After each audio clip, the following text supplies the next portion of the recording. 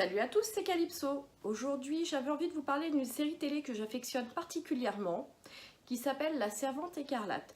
Une série qui est sortie l'année dernière, donc qui a fait beaucoup de bruit en fait, car elle pourrait être assez d'actualité ou ça pourrait se produire dans les années à venir. Mais ce qu'il faut savoir, c'est qu'à la base, La Servante écarlate est un livre qui a été écrit il y a quelques années de ça.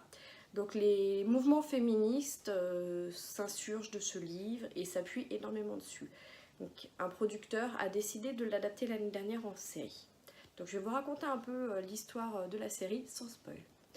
Donc tout se passe aux États-Unis, dans un contexte où les femmes sont de plus en plus stériles, ont de plus en plus de mal à avoir des enfants.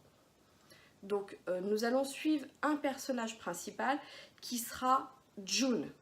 Après, on va continuer à la suivre, mais elle ne s'appellera plus June, elle s'appellera selon les langues. Donc en anglais, c'est Offray, en français, c'est Defray. Donc voilà, ça change un peu. Mais on va continuer à suivre ce personnage-là.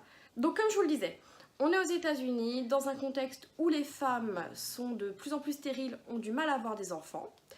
Tout se passe bien pour l'instant. Et là, le gouvernement se trouve renversé par un nouveau parti qui s'appelle Gilead.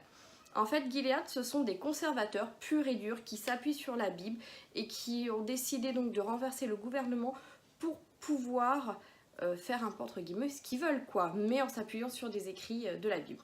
Donc, de là, au moment du renversement, vous allez voir qu'il y a différents personnages, différentes familles qui vont essayer de fuir les États-Unis, fuir au Canada. Ceux qui n'arrivent pas à fuir vont se retrouver du coup prisonniers. Alors vous allez retrouver les servantes écarlates, qui sont des femmes qui ont déjà eu des enfants, qui sont en bonne santé, et qu'on va mettre chez les hauts dignitaires, donc ce qu'on appelle dans la série des commandants.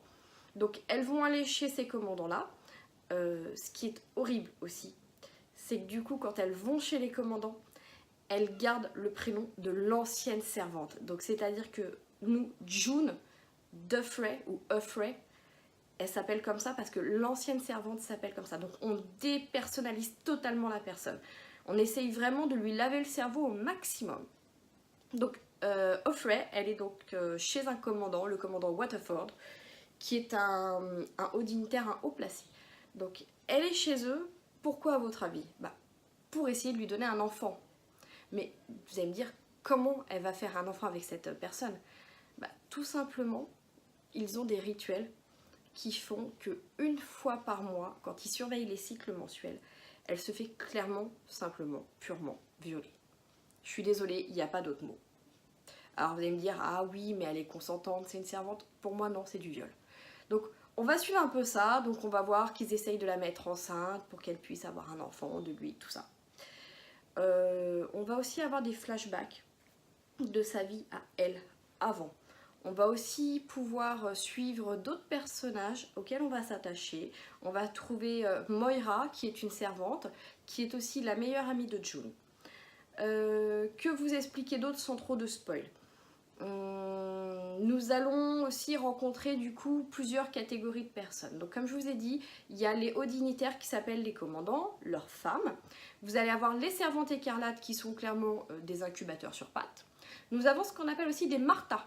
Alors les martas, c'est ça serait des bonnes à tout faire, des servantes, servantes qui servent à manger, qui font la cuisine, qui font le ménage. Donc les martas, ce sont aussi des femmes qui, elles, ne peuvent plus avoir d'enfants. Et alors les martas, ça peut être aussi, ça peut être des anciennes infirmières, des anciennes avocates. C'est pas du petit peuple pur et dur. Après, vous avez les autres catégories, donc il y a ceux qui tiennent les magasins, tout ça. Vous avez aussi les gardiens, comme le nom l'indique, ce sont des hommes qui vont avoir un œil sur les servantes écarlates, voir ce qu'elles font. Et au sein des gardiens, vous avez aussi les œils. Donc les œils, ce sont des personnes qui sont infiltrées et qui du coup vont tout rapporter au gouvernement de Gilead. Donc voilà, je peux pas plus détailler, sinon je vais rentrer dans du spoil et j'ai vraiment pas envie. Donc moi, pourquoi cette série télé m'a plu? Alors, à la base, j'étais sur OCS, chercher de quoi patienter en attendant Game of Thrones, et je suis tombée sur La Servante écarlate. J'en avais vaguement entendu parler, mais sans plus. Je me suis dit, pourquoi pas essayer, après tout. J'ai commencé le premier épisode, sans a priori, hein, clairement. Et là, j'ai tout de suite accroché, parce que c'est vraiment une histoire qui est poignante. Comme je vous le disais, ça peut tellement arriver maintenant comme dans 5 ans, qu'on a envie d'y croire. Ah, seule chose, c'est ce que je regrette un peu, à la fin de la saison 1, vous restez sur votre faim, clairement. C'est-à-dire que vous voyez notre servante écarlate, les portes se referment sur elle, et là, point. Et comment vous dire qu'il faut attendre 1 an pour avoir la suite.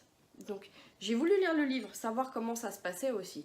Donc l'avantage c'est que entre la série et le livre, c'est approximativement la même chose. Il n'y a que les âges des personnages qui diffèrent un peu et la fin. Mais même dans le livre, on reste sur sa fin. Donc cette année, vous avez la saison 2 qui est sortie, donc qui est tout aussi riche en rebondissements. L'avantage c'est que on sait ce que va devenir notre servante, ce qui se passe.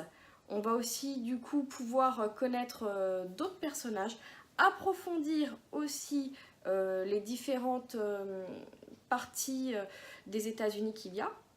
Parce que vous avez donc les quartiers où il y a les commandants, mais il y a aussi d'autres quartiers qu'on ne connaît pas encore. Donc on va apprendre à les connaître. Et ça, c'est très intéressant, parce que rester tout le temps centré sur la servante, c'est bien, mais arrive un moment où on s'essouffle, quoi.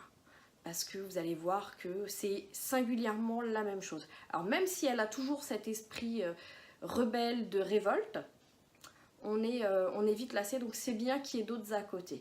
Après, bon, comme partout, vous allez voir, il y a des rebondissements. Je trouve que cette série, elle est pas molle. C'est-à-dire qu'à aucun épisode, je me suis fait chier. Ça m'est jamais arrivé. Bien au contraire. Là, vous voyez, j'étais en retard, j'avais 2 épisodes de retard. Je les ai fait coup sur coup. Comment vous dire que j'ai hâte d'être à jeudi prochain pour pouvoir voir la suite. Donc voilà, si vous avez aimé ma vidéo, mettez un j'aime, un commentaire, ça me fait toujours plaisir. Et abonnez-vous. Je vous dis à bientôt.